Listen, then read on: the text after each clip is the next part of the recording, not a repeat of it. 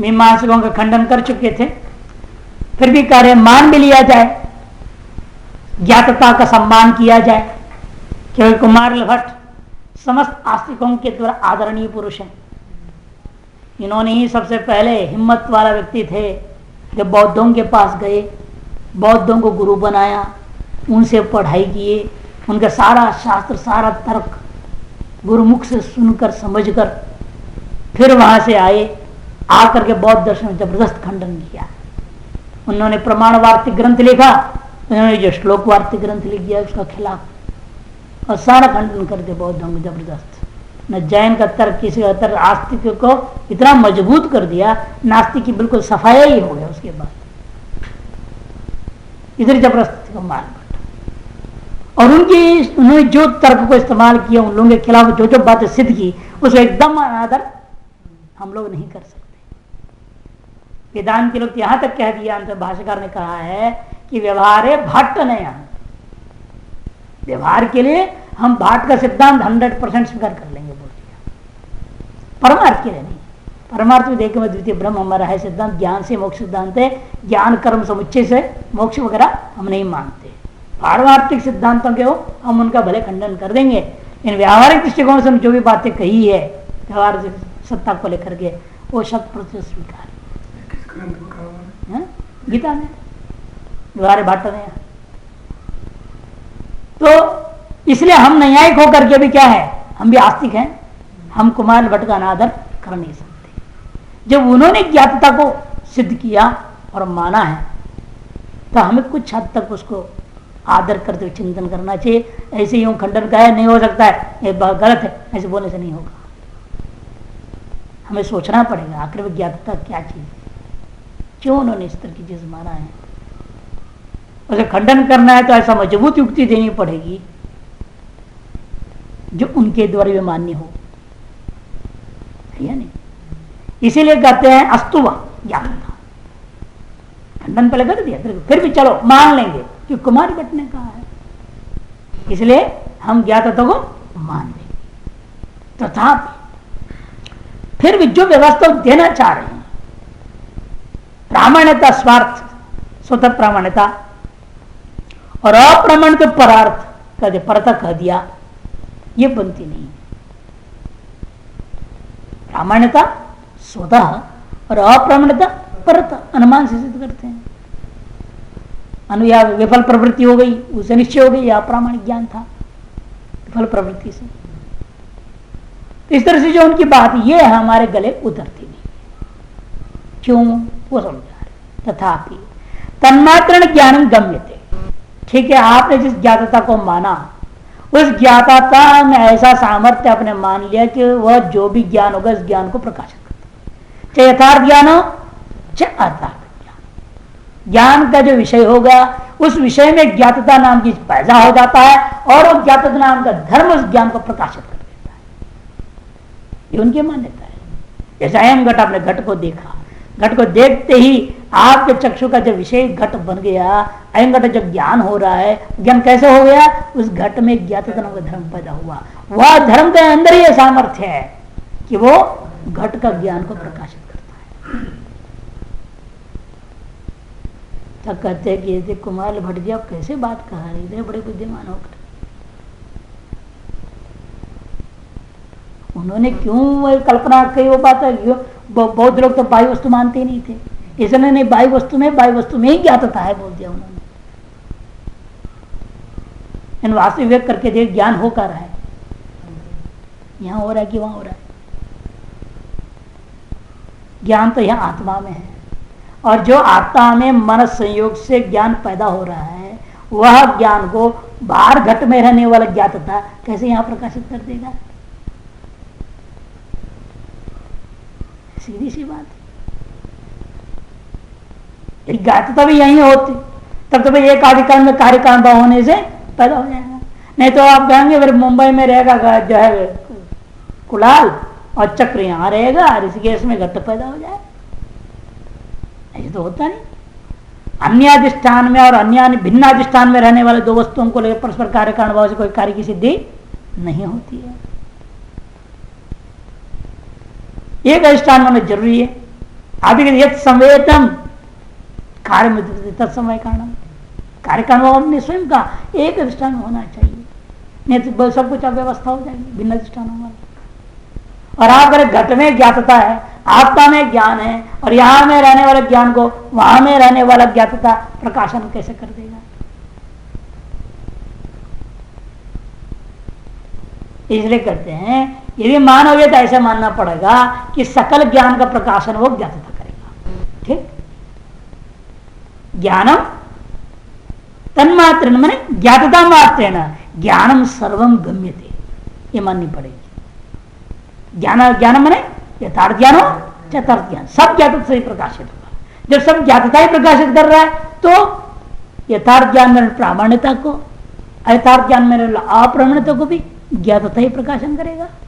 तो दोनों को दोनों स्वतः हो गए। फिर तो फिर एक स्वतः प्रताप जो बोल रहे थे खत्म कहानी, आपत्ति है। इतना ही ज्ञातता विशेषेण प्रमाण ज्ञान अव्यभिचारिणा प्रामाण्य मिति। यदि आप कहोगे व्यवस्था देने के लिए ज्ञातता विशेष को लूंगा, ज्ञातता सामान्य नहीं, जिस घट को हम देख रहे उस घट में ज्ञातता विशेष पैदा होगा। सभी विषयों में ज्ञातो घटो ज्ञातो पटो ज्ञातो मटो सब हमने जाना है, बहुत सारी चीज मैंने जाना, लेकिन वर्तमान में जिसको मैं देख रहा हूं उसमें ज्ञातता विशेष रहेगा, अन्य में ज्ञातता सामान्य रहेगा। एक ज्ञातता विशेष ही ज्ञान के साथ अव्यभिचारी संबंध रखता है, इसलिए ज्ञातता विशेष ही ज्ञान में प्रामाण्यता को लाएगा। ज्ञातता विशेषेण प्रमाण ज्ञान अव्यभिचारिण, कैसा वो प्रामाणिक ज्ञान का मान यथार्थ ज्ञान का अव्यभिचारी ज्ञातता विशेष के द्वारा प्रामाण्यमिति तैव ज्ञान ग्राह्यता प्रामाण्य से तब समस्या होगा भाई। फिर तो हम कहेंगे अप्रामाण्यता उसी ज्ञातता विशेष से हो जाएगा ना। अप्रामाण्यता भी कैसे ही कहूंगा भाई, इदम रजतम आपको अप्रामाणिक ज्ञान होगा, चांद देख करके सीप में ज्ञान होगा, उस ज्ञान का विषय है रजत, उसमें रहेगी ज्ञातता, और ज्ञातता इदम रजतम प्रकाशित क्यों नहीं करेगा? कि उस ज्ञान के अव्यभिचारी है ना वो, क्योंकि प्रत्येक ज्ञान के साथ एक अव्यभिचारी संबंध है ना, ज्ञातता उसके विषय में पैदा हो जाएगा। तो यथार्थ ज्ञान का भी विषय में यथार्थ ज्ञान का अव्यभिचारी एक ज्ञातता पैदा होगा, और वह अव्यभिचार जो यथार्थ ज्ञान को प्रकाशित कर देगा, फिर वहां स्वतः प्रामाण्यता ही रह गई। फिर आप कैसे कहते हो ज्ञान ग्राहक ग्राह्यता प्रामाण्य से एवं कुत, ज्ञान ग्राहक प्रमाणों से ही प्रामाण्यता ग्रहण होगा, ये आप कैसे कह रहे हो? अतः इसी को करने ऐसा करो केनचित ज्ञातता विशेषेण प्रमाण ज्ञान अव्यभिचारिणा ज्ञान प्रामाण्य सहिव गृह्यते, ऐसे एक साथ पैदा हो जाएगा समझ, ज्ञान भी और प्रामाण्यता। आयतर ज्ञान में ऐसा नहीं होता है, पहले ज्ञान पैदा होता है फिर आगे प्रवृत्त होता है, उसके बाद से अप्रामाण्यता दृश्य बाद में हुई। प्रथम दृष्टि क्या है, इदम रजतम अयम सर्प, जो भी ज्ञान पैदा हो रहा है पहले क्या आप मान रहे उस चीज को? प्रामाणिक ही मानते हैं। अरे अयम सर्प ज्ञान हुआ, उस ज्ञान काल में उसको प्रामाण्य नहीं होता, भय क्यों होती है आपको? जब आप प्रामाणिक होता है फिर भय नहीं रह जाता है। इसलिए अयम सर्प जो ज्ञान पैदा हो रहा है, चाहे इदम रजतम ज्ञान पैदा होता है, वह ज्ञान भी अपना विषय के साथ ज्ञात विशेष को लेकर पैदा हो रहा है। अतः केनचित, तब क्या अंतर कैसे करूंगा? कहते प्रामाण्य ज्ञान का विषय में जो होने वाला ज्ञातता और अप्रामाण्य ज्ञान का विषय में होने वाली ज्ञातता में दोनों फर्क है। यह ज्ञातता उस समय प्रकाशित करता है ज्ञान और प्रामाण्यता को, और उसमें रहने वाली ज्ञातता उस समय नहीं करेगा। कहते आप ऐसी व्यवस्था दे सकते हो, ज्ञातता में से अंतर कैसे करते हो? वही करे ज्ञात केनचित ज्ञातता विशेषेण, किसी ज्ञातता विशेष को स्वीकार कर लो जो प्रमाण ज्ञान के साथ अव्यभिचारी संबंध से रहता है, और वो क्या करेगा? ज्ञान को और प्रामाणिक को एक साथ ग्रहण करा देगा, सहैव गृह्यते। यदि ऐसा कहते हुए वंचित पूर्व पक्षी कहता है, जो के जवाब में सिद्धांत अब कहेगा अप्रामाण्य, नहीं कह रहा है अप्रामाण्य भी शक्य मिदम वक्तुम, अप्रामाण्य में भी यही कहूंगा। क्या कहूंगा? वो भी अप्रामाणिका अव्यभिचारी कोई ज्ञाता विशेष के साथ उस अज्ञान माने ज्ञान का जो यथार्थ ज्ञान और उसमें रहने वाली अप्रामाण्यता दोनों को एक साथ ग्रहण हो जाएगा, वहां भी हम कह सकते हैं। केनचित ज्ञाता विशेषेण अप्रमाण ज्ञान अव्यभिचारिणा, कोई समझा रहा है किसी ज्ञातता विशेष के माध्यम से अप्रमाणिक ज्ञान का अव्यभिचारी के द्वारा ज्ञान और अप्रामाण्य सहैव गृह्यते, अप्रामाण्य भी स्वतएव गृह्यता, अप्रामाण्य भी स्वतः ग्रहण करना पड़ जाएगा। इसलिए आप मीमांसकों का प्रामाण्य में स्वतस्थ और अप्रामाण्य परतस्थवाद ज्ञातता को मानने पर तो खंडन ही हो जाएगा।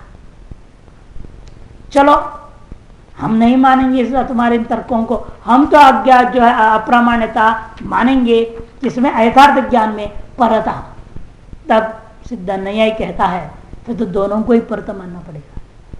या तो दोनों स्वतः मानो उसमें तेरी भला है, या तो परता मानो तो भला है। एक को स्वतः एक को परता माने बड़े परेशानी, व्यवस्था नहीं दे सकते हो तो। अतएव अप्रामाण्यम परता, यदि अप्रामाण्य परता है तभी प्रामाण्य में भी परत ही गृह्यता, फिर तो प्रामाण्य को भी परत ही ग्रहण करना पड़ेगा। क्यों? ज्ञान ग्राहकाद अन्यथा इत्यर्थ, ज्ञान ग्राहकाद अन्यथा इत्यर्थ। परत का तात्पर्य क्या? ज्ञान ग्राहक से भिन्न प्रमाण। भिन्न कौन होता है? जैसे हमने बता दिया था, या तो अनुमान मानना पड़ेगा, या तो विफल प्रवृत्ति सफल प्रवृत्ति को लेकर के खाना पड़ेगा, वो भी अन्य है ना, स्व से भिन्न हो गया। वो ज्ञान ग्राहक सामग्री से भिन्न सामग्री है, विफल प्रवृत्ति जो हुई है प्रवृत्ति नाम की सामर्थ्य, और तीसरा जो ज्ञात कल्पना की थी, और चौथा जो वेदा अपना न्यायिकों का अनुव्यवसाय, अन्यथा हुआ ना, फिर अन्यथा से निश्चय हो रहा है। तो इस तरह से ज्ञान ग्राहक से जो भिन्न सामग्री है उसी से अप्रामाण्य और प्रामाण्य दोनों को मानना पड़ेगा। जैसे ज्ञान में मानस प्रत्यक्ष नहीं गृह्यते प्रामाण्यम पुनरनुमानेन, ज्ञान का प्रकाशन कैसे होता है? मानस प्रत्यक्ष, क्योंकि मन और आत्मा का संयोग होने पर आत्मा में ज्ञान पैदा हुआ, ठीक है ना। आत्मा जो ज्ञान जो पैदा हुआ है उस ज्ञान को प्रकाशन कौन करेगा? मन ही करेगा। मन ही मानस प्रत्यक्ष को मन का विषय बन करके ज्ञान, क्योंकि ज्ञान किसका विषय है? मन का ही विषय होता है, इसे मानस प्रत्यक्ष बन गया। ज्ञान में मानस प्रत्यक्ष नहीं गृह्यते प्रामाण्यम पुनः, और उसमें जो प्रामाण्य दलन कैसे ग्रहण करूंगा? अनुमान के द्वारा। जो मानस प्रत्यक्ष हो चुका हमारा ज्ञान, वह ज्ञान सही है, यह बात बाद में हम अनुमान करेंगे सफल प्रवृत्ति के आधार पर और विफल प्रवृत्ति के आधार पर अनुमान से हम जान लेंगे। जैसे दोनों दशा बता रहे, अभ्यास दशा और अनभ्यास दशा बता, जल को लेकर बताया शुरू में दृष्टांत, उसी को अनुमान ले रहे देखो अभी। तथा जल ज्ञान अनंतरम जलार्थिन प्रवृत्ति द्वेधा, जल ज्ञान के अनंतर जलार्थी का जो प्रवृत्ति है दो प्रकार की होती है, फलवती अफलाच। फलवती प्रवृत्ति भी हो सकती है और अफला प्रवृत्ति भी हो सकती है। तथा यह फलवती प्रवृत्ति सा समर्था, जो फलवती प्रवृत्ति है उस प्रवृत्ति समर्थ प्रवृत्ति माना जाएगा, और समर्थ प्रवृत्ति के द्वारा तया तद ज्ञान से यथार्थ लक्षण प्रामाण्यम अनुमीयते, उस ज्ञान में विद्यमान जो यथार्थ लक्षण प्रामाण्यता है उसका अनुमान कर लिया जाता है। प्रयोग से, और क्या अनुमान का प्रयोग होगा?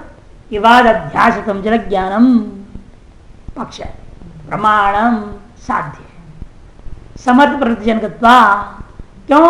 समर्थ प्रवृत्ति का जनक होने से यह न प्रमाणम तन्न समर्थता प्रवृत्ति जनयति, जो प्रामाणिक ज्ञान नहीं है वह समर्थ प्रवृत्ति को उत्पन्न नहीं कर सकती। यथा प्रमाणाभास यदि केवल व्यतिरेकी, जैसे कि प्रमाणाभास होता है ऐसे केवल व्यतिरेकी हम अनुमान कर सकते हैं। अत्र च फलवत प्रवृत्ति जनकम यत् जल ज्ञानम तत्पक्ष, यह पक्ष क्या लेना है? वही जल ज्ञान को लेना जो फलवत प्रवृत्ति जनक है, ऐसे जल ज्ञान को अपने पक्ष में मानना, और उसे प्रामाण्य का संशय हो रहा है, तस्य प्रामाण्यम साध्यम। संशय संदिग्ध साध्य पक्ष में साध्य है ना, संदिग्ध साध्यवान पक्ष है। याथार्थ्यम इत्यर्थ। प्रामाण्य का मतलब क्या? यथार्थ था याथार्थ्यम न तो प्रमाकरणत्व स्मृति विचारापत्य है। यहाँ पर प्रामाण्य का अर्थ प्रमाकरणत्व प्रामाण्यम नहीं लेना।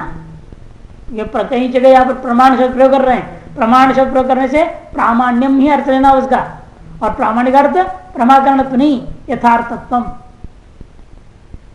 तस्य प्रामाण्यम साध्यम याथार्थ वित्यर्थ न तो प्रमाकरणत्व, नहीं तो क्या होगा स्मृति विचारापत्य, स्मृति के साथ विचार हो जाएगा।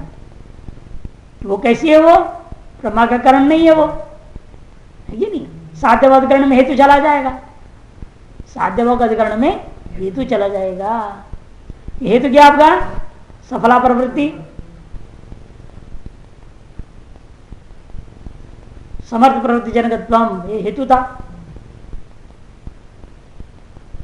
हेतुस्तो समर्थ प्रवृत्ति जनकत्वम फलवत प्रवृत्ति जनकत्वम इति यावत्। समर्थ प्रवृत्ति का मतलब क्या, फलवत प्रवृत्ति जनकत्वम, ये उसका अर्थ समझना हेतु का अर्थ। अनेन तो केवल व्यतिरिक अनुमानेन, इस केवल व्यतिरिक अनुमान के द्वारा ये कौन कर सकता है केवल व्यतिरिक अनुमान, अभ्यास दशापन्न, अभ्यास दशा को प्राप्त हो जो ज्ञान से प्रामाण्य अवबोधिते, प्रामाण्य का अवबोध होने पर तद दृष्टान्त, उसको दृष्टांत बना करके जल प्रवृत्ति है, जल प्रवृत्ति होती है पूर्वमपि तज्जातीयत्व लिंगेन अन्वय व्यतिरेक अनुमानेन, पूर्वमपि पूर्व में ज्ञात जो तज्जातीय का लिंग को लेकर के अन्वय व्यतिरेक के द्वारा अनुमान के द्वारा भी अन्य से ज्ञान से अनभ्यास दशापन्य से प्रामाण्य मनमीयते, जो अनभ्यास दशापन जो अन्य जो जल ज्ञान है उन जल ज्ञानों में भी प्रामाण्यता का अनुमान कर सकते हैं।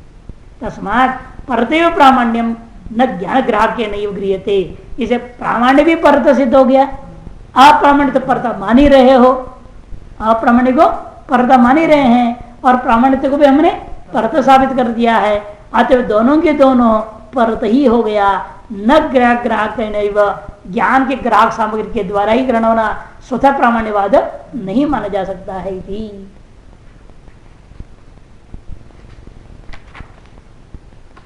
इस प्रकार से प्रामाण्यवाद को संक्षेप में ही खत्म कर दिया। अब कहते हैं कि भाई और ज्यादा प्रमाणों का विचार भी नहीं बढ़ाएंगे, अर्थापत्ति खंडन हो गया, अनुपलब्धि खंडन हो गया, प्रामाण्यवाद भी हो गया।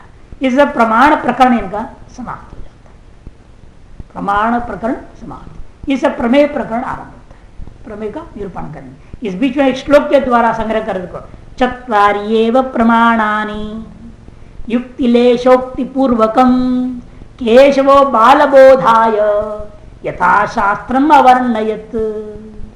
चत्वार्येव प्रमाणानि, हमारे इस न्याय दर्शन में 4 ही प्रमाण माने, और इस बात को हमने केशव मिश्र ने केशवो बाल बोधाया, बालकों के बोध करने की बोध कराने के लिए युक्तिलेश संक्षिप्त युक्तियों के साथ,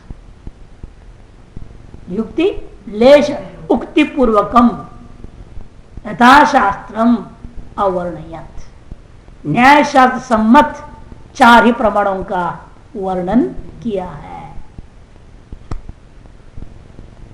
यथाशास्त्र युक्तिलेश युक्ति पूर्वकम का विशेषण है ना, युक्तिलेश मान संक्षिप्त युक्तियों को लेकर के ही हमारे इन युक्तियों के माध्यम से जो कि शास्त्र का अविरुद्ध है उसके माध्यम 4 प्रमाणों को बालकों के बोध के लिए ही केशव मिश्र के द्वारा वर्णन किया गया है। इति प्रमाण पदार्थ निरूपण समाप्त। अब प्रमेय निरूपण आरंभ होता है। दिमागी काम खत्म है, एक तरह से दिमाग की लड़ाई यहीं तक होती, और प्रमेय पदार्थ में ज्यादा दिमाग लड़ने की जरूरत है नहीं, यहाँ दिमाग लगता नहीं ज्यादा।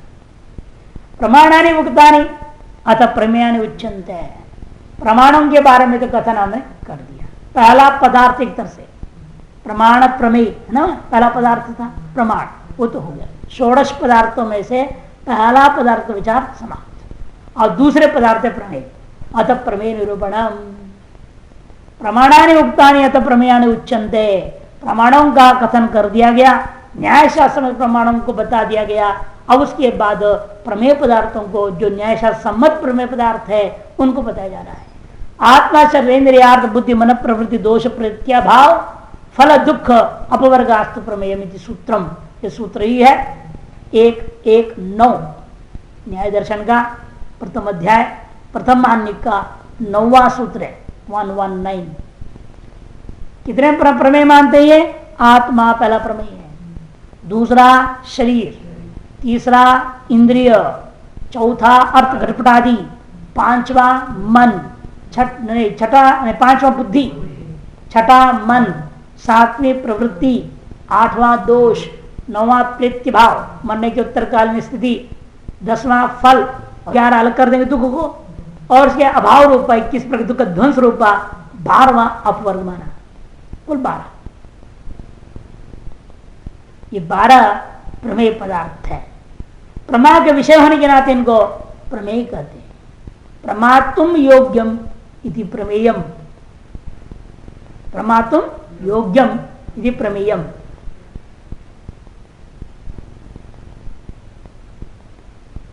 निश्रेष की उपलब्धि में सहायता प्राप्त होती है, जिसके ज्ञान से निश्रेष में मोक्ष की उपलब्धि में सहायता प्राप्त होती है। इस उन्हीं पदार्थों का हमें प्रमेयों को विचार करना है। अन्य हर एक प्रमेय के तो अनंत प्रमेय है, 12 ही थोड़ी है प्रमेय पदार्थ, संसार में अनंत है। जितना भी जानने की कोशिश करो कमी है। लाखों वैज्ञानिक लगे हुए हैं इस मायामय जगत के पीछे, और एक एक व्यक्ति एक एक पीछे लग सारा जिंदगी लगा करके भी एकदम इत्थम करके अंत में फैसला दे नहीं पा रहा है। जो भी दे रहे हैं वो कुछ समय के लिए सिद्धांत है, फिर उसके बाद में या तो खुद ही उसको बदल देता है या कोई दूसरा वैज्ञानिक है इसे आगे एक और ये बात है वो जोड़ेगा और सुधारेगा। अंत ही नहीं। रोगों की देखो नए नए नाम दिए जा रहे हैं, नई नई चीजें बताई जा रही हैं। पहले भी लोग मरते रहे, इसी रोग से मरते रहे, रोग का नाम ज्ञात है, तभी नया नामकरण कर दिया इन्होंने, और उसकी दवाई पता लगाया जा रहा है, एक्सपेरिमेंट किया जा रहा है, कई लोग मरे जा रहे हैं, इसमें मारे भी जा रहे हैं, सब काम चल रहा है। इसलिए प्रमेय की कोई गिनती तो कर ही नहीं सकता है। लेकिन हम फिर 12 क्यों गिन रहे हैं? ये तत्व ज्ञान की उपयोगी, मोक्ष का साधनी भूता तत्व ज्ञान जो है, इतने 12 प्रमेयों को समझ लेने से ही समझ में आ जाएगी। इससे अधिक जानने की जरूरत नहीं है, इसलिए हमने 12 को गिना दिया। उनमें से पहला नंबर आता है आत्मा, आत्मनिरूपण। तो आत्मत्व सामान्यवान आत्मा, आत्मत्व रूप सामान्य जो जाति जिस पर रहता है उसे आत्मा कहते हैं।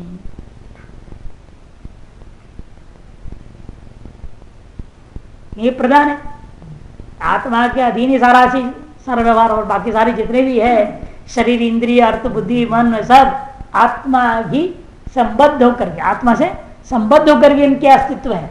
आत्मा को छोड़ दो तो इनको कोई अस्तित्व खत्म। इसलिए प्रधान होने से इसी पदार्थ को, प्रमेय पदार्थ को सबसे पहले हम विचार कर रहे हैं। और एक आत्मा नहीं है, प्रत्येक क्षण में अलग अलग अलग अनंत आत्मा होने से आत्मत्व जाति मानते हैं। उस तरह से आत्मत्व जाति वाला जो वस्तु है वो आत्मा है। सच देहेंद्रिय आदि व्यतिरिक्ता, और शरीर, इंद्रिय आदि से वह भिन्न है। प्रतिश्रम भिन्नो नित्यो विभुश्च, प्रत्येक शरीर में वह अलग अलग है, पृथक पृथक है। वह आत्मा के मरता नहीं है, नित्य हो। तो क्या दिक्कत है? आकाश विभु है, प्रत्येक घट में आकाश अलग अलग नहीं है फिर भी। अरे घटाकाश, पटाकाश, मटाकाश, दुनिया भर आकाश देख रहे हैं। जितनी चौधरी नामकरण कर लो आकाश की उपाधि जितनी उतनी आकाश, फिर भी आकाश विभु, कोई आपत्ति नहीं। उपाधि उपाधि की वजह से अनेकत्व आ रहा है। भाई शरीर भी उपाधि की वजह से आत्मा अनेक हो गया। उस उपाधि व्यवहार में तो कोई दिक्कत ही नहीं है। वास्तविक भेद माना और विभू भी कहोगे तो समस्या खड़ी हो जाएगी। ये वास्तविक भेद नहीं है, ये शरीर को लेकर, जिसे प्रति शरीरम कह रहे हैं ना, प्रति शरीरम नित्य विभुश्च सच मानस प्रत्यक्ष। और आत्मा का प्रत्यक्ष भी होता है इनके मत में। कैसे? मानस प्रत्यक्ष होता है। सगल विषयों को छोड़ करके मन आत्मा को देखना चाहे, आत्मा का संयोग कर लेगा तो आत्मा का अनुभव हो जाएगा। लेकिन ये बेचारा जब भी आत्मा के पास जाता है, आत्मा के संयोग करने के लिए जाता है, तब तक ये कुछ न कुछ माल अपने साथ लेके जाता है।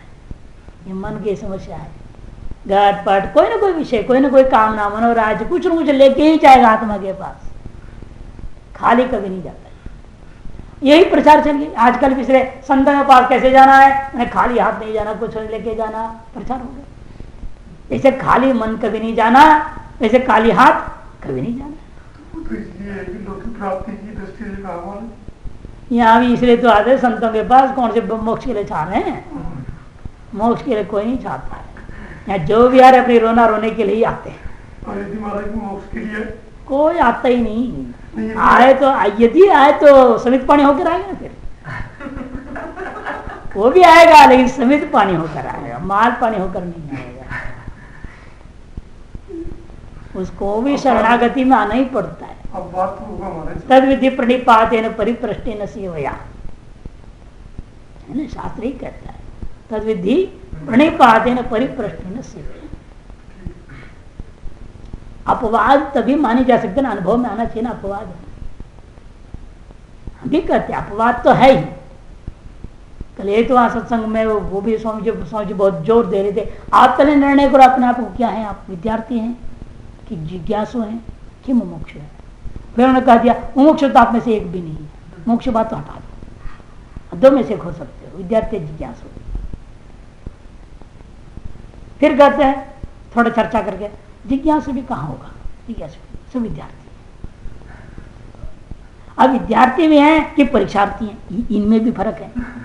तो विद्या के लिए आए हो, विद्या चाह रहे हो या और चीज चाह रहे हो, सर्टिफिकेट के लिए आए हो, या नहीं?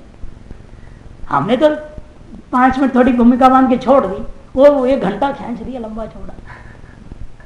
हमको मौका मिल गया विस्तार करने को, पॉइंट्स मिल गए। इसलिए बड़ा मुश्किल है। हम लोग विश्लेषण करते जाओ तो अंत में आप ये देखेंगे विद्यार्थी भी 0। विद्या के भी अर्थ नहीं किया, शब्द की अर्थ किया, शब्द की अर्थ, शब्द चाह रहे, शैली चाहती, कैसे स्वामी जी बोलते हैं, क्या शब्दावली प्रयोग कर रहे हैं, कितना बढ़िया लगता है, हम भी ऐसे ही डायलॉग मारेंगे। और डायलॉग सीखते हैं, शब्द सीखने आए, विद्या कौन प्राप्त करना है। बड़ी समस्या है कि सब कीर्तनकार बनना चाहते हैं, कथाकार बनना चाहते हैं, कोई महंत बनना चाहते हैं, और उनके लिए विद्या से क्या लेन देन, विद्या की क्या जरूरत है उनको तो डायलॉग्स की जरूरत है,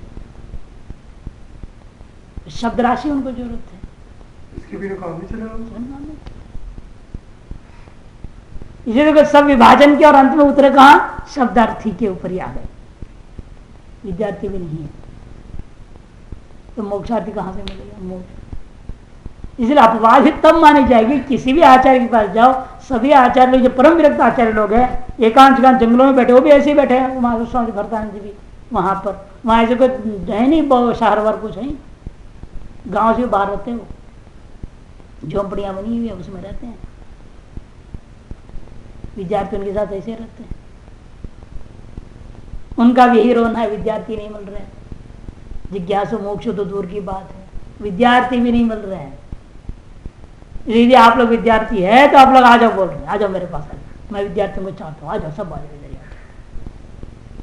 लेकिन कोई विद्यार्थी हो तब तो जाए, कोई जाने का तैयार नहीं। यहाँ भी जो आते हैं पहले विद्यार्थी बन के शब्दार्थी बनते, देखते हैं यहाँ भी नहीं मिल पा रहे तो भाग जाते हैं, कहाँ टिक पाते। इसे मोक्षार्थी तो कोई है, मोक्षार्थी बनना, मोक्ष बनना बहुत कठिन काम है, उसे बहुत तितिक्षा है, सत्य ये सब बहुत नियम पालन करना पड़े ना उसको, यम नियम सख्त होता है। वहां बेसिक फाउंडेशन ही नहीं, नींव ही नहीं है मोक्षता की, मनुष्यत्व ही नहीं आया अभी तक।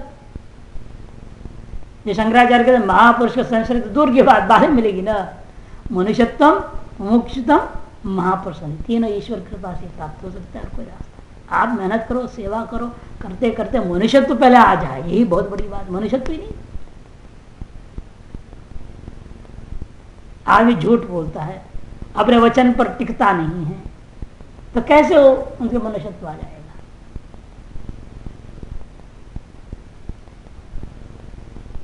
इसे कलयुग में मोक्ष मिलना तो बहुत मुश्किल काम है। विद्यार्थी मिल जाए बहुत बड़ी बात, जिज्ञासु मिल जाए तो बड़ी बात है। आज जिनको भी देखो, जैसे कहावत है ना, जिसका पूछ उठाया वो मादा ही निकली, कहावत है ना। वही हाल है। हम सोचते हैं मुमुक्षु है, बड़ा सहयोग देते हैं, आ जाओ बहुत रहो, बहु कहो, सदन भजन करो, जो भी चाहे सुविधा दो। बाद में देखते हैं भी वही मादा ही निकली, कुछ नहीं। मुमुक्षुता क्या, आरती शब्दार्थी भी नहीं है। तो किसको जिज्ञासा समझ करके पुस्तक भी दे दिया, सब दे दिया, बाद में तो वो भी पुस्तक बेच रहा, उसको क्या जिज्ञासा मानेंगे। जब विद्यार्थी देखता हूँ, विद्यार्थी समझ के सपोर्ट करता हूँ, फिर बाद में भी विद्यार्थी नहीं, वो भंडारा आरती है, कोई और आरती है, वो तो भी भाग जाता है। समझी कर वही जोर देने से सेवा करना चाहिए, सेवा के बिना कुछ नहीं होता, सेवा से भागते हो लोग। ये सेवा से भाग्य कुछ विद्या कभी फलीभूत नहीं हो सकता। तो स्वामी जी इसी बात पे बहुत जोर दे रहे थे। हम लोगों ने बहुत सेवा उन्होंने भी की है, कैलाश करते थे सेवा। वहाँ बगीचा बांट दिया था इनको, इतना ऐसा गुलाब का बगीचा आप मेंटेन करेंगे, उसको पानी देना, गुड़ाई करना, सब करते। और पुस्तक एडिटिंग भी करते थे। आश्रम ने सेवा भी किया, तो विद्या सफल है। आज व्यक्ति भी है, सब ठीक ठाक है, वो अपने जगह पर जैसा भी है। तो इसलिए ये सब चीज समझते हैं नहीं लोग, सेवा करना पड़ेगा, सब भाग जाते हैं। कौन सब परेशान भोजन में, वहां तो महीना में एक दिन भोजन बनाने से काम चल जाता है ना। नक्षत्र में एक दिन छुट्टी मिलती है, 29 दिन बैठो खाओ। लेकिन जो ऐसे सुविधाओं की वजह से भागते हैं और कभी विद्या को प्राप्त कर नहीं सकते। और उपनिषद विद्या तो कभी नहीं। उपनिषद विद्या के 3 महत्वपूर्ण दृष्टांत आता है। एक प्रश्नोपनिषद में देखिए, 6 ऋषि आए, पिपला जी क्या बोलते हैं? पिपला जी क्या बोला? 1 साल रहना पड़ेगा सेवा करते हुए, उसका तुम्हें जो पूछना पूछो, यदि जवाब जानता हूं तो दूंगा, नहीं तो नो गारंटी। बताओ आजकल बच्चे टिकेंगे? यदि कहा तुम 1 साल सेवा करना, बाद में तुमको जो पुस्तक तुम पढ़ना चाह रहे हो पढ़ाऊंगा ना पढ़ाऊं मेरी मर्जी, हो सकता है ना कह दू तो वो पहले ही सोचेगा तो क्या भरोसा पढ़ाएंगे, चलो भाई यहाँ से भाग जाएंगे, टिकेंगे। आज के जमाने में कहाँ उपनिषद वो सिद्धांत घटेगा। और दूसरे में आया 400 गाय एक सांप के बैठ चले जाए जंगल।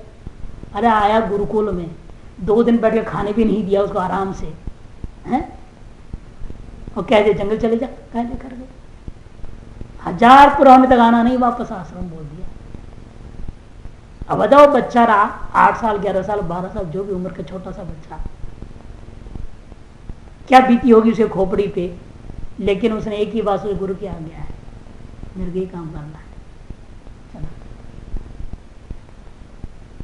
1000 पूरा होने के बाद देवता लोग सांडा रूप में उसको उपदेश दे कि नहीं दे, ब्रह्म ज्ञान प्राप्त हुआ। और आज के जमाने किसी को बोलते एक गाय अगर चले जाना भाई साल भर घुमा के आ जाना, तो साल भर में क्या होता है, 1 महीने के बाद एक गाय कोई बेच देगा, वही से भाग जाएगा। गाय कोई बेच देगा, चला जाए गुरु, ऐसे गुरु क्या करेगा, है नहीं। और तीसरे दृष्टांत में देखो, आश्रम में ही था बालक, 12 साल उसको यज्ञशाला में बिठा दिया, मेरे सारे अग्नियों की सेवा करते रहना है यज्ञशाला। और जो भी जनरल पढ़ाई हो रही थी, पढ़ाई तो चलता ही रहा, पढ़ता रहा, टाइम टू टाइम जाके सेवा करता था अग्नियों का। जब सबके समावर्तन संस्कार कर, सबको सर्टिफिकेट दिया डिग्री का, सबको पास कर दिया, सब कुछ हो गया, उस बच्चे वाला भी बेचारा अकेला बैठा, उसके सहपाठी सब चले गए यूनिवर्सिटी से बाहर, और उसको नहीं दिया। अग्नियों ने उपदेश दिया ब्रह्म ज्ञान। गुरु आके बुलाया और देखते तो ब्रह्म ज्ञान जैसे दिखता है, कौन उपदेश दे, उन्हें देखिए सब डर कांप रहे थे, अग्नि देवता कांप रहे थे, ऐसे ऋषियों की दम था, ये कांप रहे, परेशान हो रहे, ये साफ तो नहीं देते गए, तू कैसे दे दे उपदेश मेरी अनुमति के बिना। फिर ऋषि ने कोई बात है, क्या उपदेश दे बताओ, तो उसने बताया, अब ज्यादा कुछ नहीं बोलाया तेरे को, आत्मा का गति का बल दिया नहीं, मैं तो गति का ज्ञान देता हूँ, उसको पूरा किया। आज के जो बच्चों को कहो तुम अग्नि की सेवा साल 12 साल क्या साल भर भी नहीं करेंगे, भाग जाएंगे। कहाँ इस भावना, वो विद्या पाने की योग्यता ही आप पैदा नहीं कर पा रहे हैं अपने अंदर, शिष्यत्व ही उत्पन्न नहीं हो रहा है, तो विद्यार्थी कैसे होगा कोई।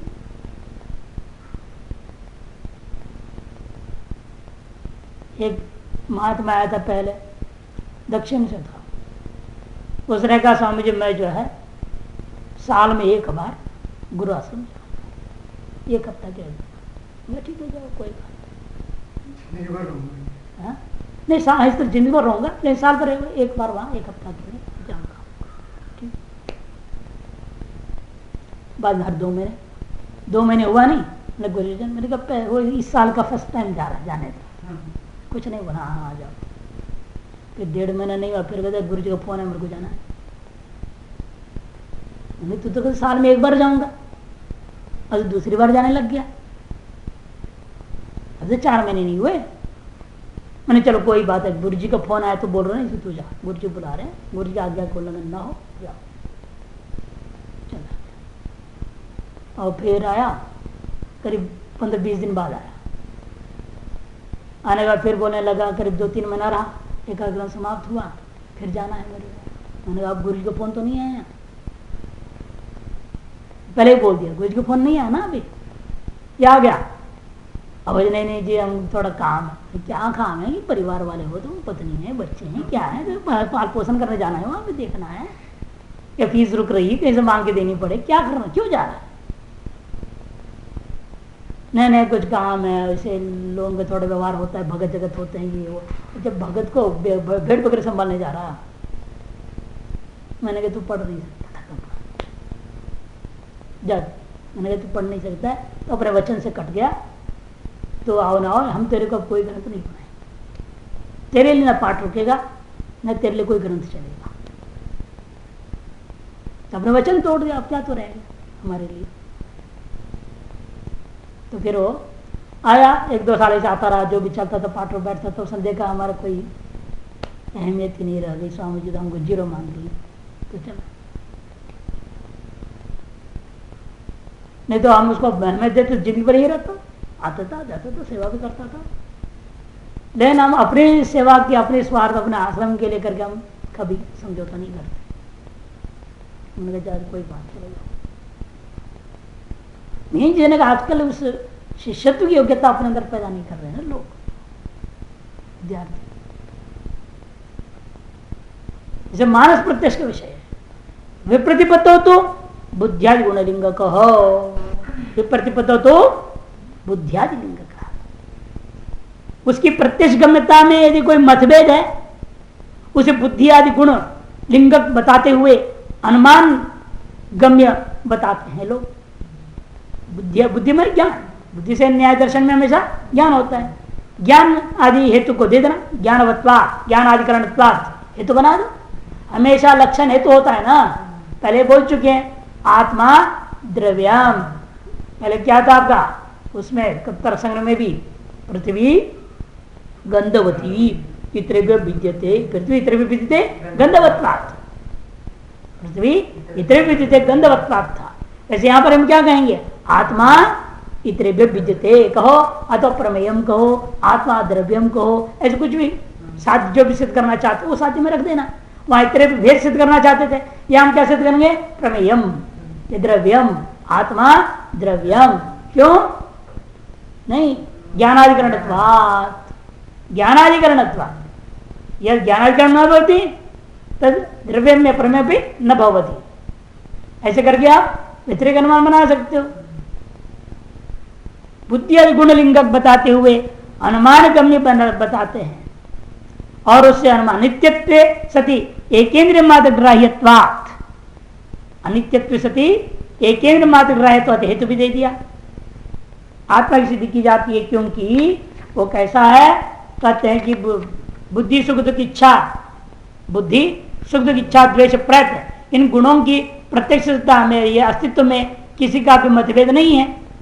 इन गुणों का अस्तित्व सभी को स्वीकार किया गया है। इस इन गुणरूप लिंगों से ही उसके आश्रव देहादि से भिन्न आत्मा का अनुमान सरलता से हो जाता है। इसे साध्य क्या बनाऊंगा? देहादि देहेंद्र भिन्नम, द्रव्य मत करो। क्या करेंगे? जो निश्चित करना चाहते पहले देहेंद्रियादि व्यतिरिक्ता, आत्मा देहेंद्रियादि व्यतिरिक्ता, ये साध्य बना लो। आत्मा क्या है? देहेंद्रिय से भिन्न है। क्यों? बुद्धियादि गुणतत्वात्, बुद्धियादि गुण वाला होने से। और बुद्धियादि गुण कैसे हैं? अनित्यत्व सती ये केंद्र मात्र ग्राह्यत्वात् गुणश्च गुणी आश्रित एवं, और गुण हमेशा किसी न किसी गुणी में आश्रित रहता ही है।